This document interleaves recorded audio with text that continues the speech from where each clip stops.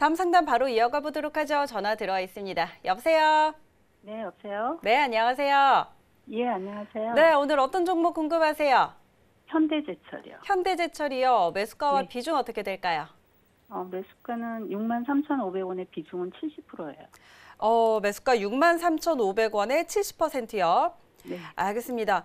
비중 굉장히 많이 실으셨는데 63,500원이면 꽤 오랫동안 지금 거의 2년 가까이 들고 계신 것 같아요.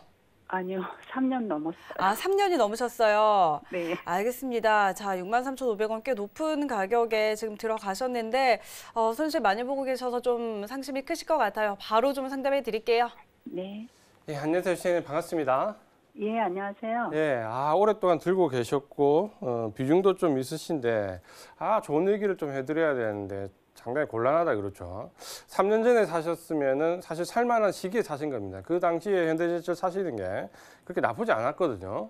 근데 문제는 이제 좀 장기간에 비중이 높다 보니까 장기간에 계속해서 좀 가지고 오신 부분인데 먼저 이제 이 종목 오랫동안 가지고 계시니까 한번 볼게요. 지금 보시면은 2016년부터 17, 18, 19년도 이렇게 보시면은 매출액을 보시면은 전체적으로 16조 6천억에서 19조 넘어갔다가 20조 갔다가 20조 5천억 정도. 그러니까 살짝 올랐다가 이제 좀 꺾여드는 부분이고 문제는 이제 영업이익을 보시면은 1조 한 4천억에서 1조 3천억, 1조 3천억 어때요? 영업이익이 수직 급락한다 그렇죠. 그러다 보니까 펀더멘탈 자체가 굉장히 어려운데 그러다 보니까 주가 흐름이 안 좋을 수밖에 없다 그렇죠. 이렇게 네. 실적이 안 좋으니까 그럼 실적이 왜 안 좋냐 이러면 어쨌든 전방 산업의 경기가 좀 좋아지거나 혹은 가격적인 메리트가 있어야 되는데 철강은 중국 쪽에 재고가 너무 많다 그러죠. 중국 쪽에 워낙 지금 많은 물량을 확보했다가 그게 전부 재고로 남아 버리니까 지금 나오는 얘기 중에서는 뭐 중국이 철강을 수입을 하나도 안 해도 현재 가지고 있는 것만으로도 3년 쓸 수 있다 이런 얘기도 나온다 그렇죠. 그러다 보니까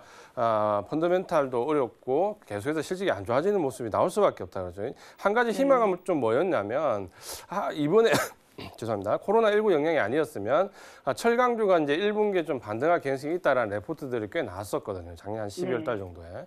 그 배경이 이제 뭐냐면 중국이 코로나19가 없었을 때 춘절 이후에 대규모 경기 부양책을 쓰게 될 가능성이 높은데 그렇게 되면은 철강 가격이 바닥을 찍고 좀 탈출할 것이다라는 좀 희망적인 멘트가 있었습니다. 그래서 저도 사실 춘절 이후로 좀 철강주들을 기대를 하고 있었거든요. 근데 문제는 이 코로나19가 나오면서 뭐 경기 부양과 무관하게 지금은 완전히 지금 딜레이 돼 버렸다 그렇죠. 그 부분을 조금 이해를 하신다면 상당히 이제 어려울 수밖에 없다 이렇게 말씀을 좀 드리고 워낙 이제 63,500원 지금 이제 주봉으로 좀 보겠습니다. 이쪽에 사셨기 때문에 사실 이제 여기서 뭐 손절한다는 게 크게 의미는 없죠. 그러니까 손절한다는 게 의미는 없는데 그럼 과연 이제 가지고 갔을 때 어느 정도 이제 반등권에 들어올 수 있냐라는 부분을 봤을 때는 일단은 아까 제가 말씀드렸던 철강주가 나올 수 있는 반등의 개연성이 사라졌기 때문에 시간은 좀 상당히 걸릴 수밖에 없습니다. 왜냐하면 코로나19 문제가 좀 접혀져야 되고 그 부분이 다시 정리가 완전히 되고 난 다음에 중국이 다시 이제 경기 부양과 관련된 대규모 정책을 썼을 때 이제 철강주는 그때 가서야 이제 반등이 좀 나올 수 있다라는 거거든요.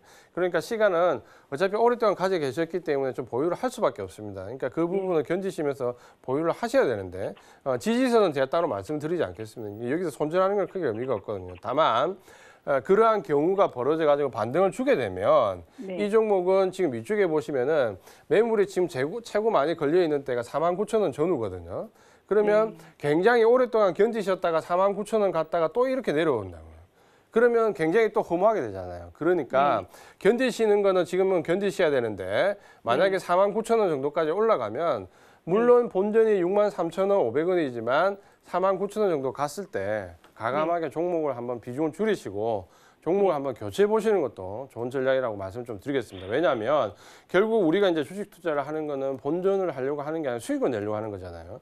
지금은 이제 너무 많이 밀려 내려와 있기 때문에 손절하기는 좀 어려운 시기고 반등을 줬을 때 49,000원 정도 이게 올 하반기 정도 되든 뭐 올 연말 정도가 되든 그 정도 가격까지 간다면 거기서는 한번 종목을 교체해 보시는 전략을 좀 써봐야 되겠다. 이렇게 좀 말씀을 드릴게요. 안 그래도 종목 교체를 좀 2차 전지적으로 할까 생각 중이었는데 이게 전문가님 말씀처럼 1분기에 좋아지질 않아갖고 그렇죠. 기회를 못 잡았어요.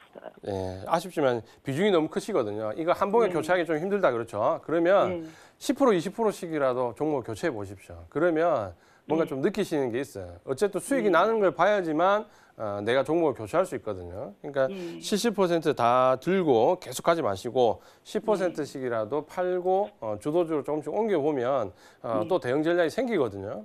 그런 관점을 좀 말씀드릴게요. 예, 감사합니다. 네. 네, 현대제철 상담해 드렸습니다. 일단 반등 시 49,000원 선에서 비중 축소하고 종목 교체하는 전략 세워드렸습니다. 잘 참고하시고요.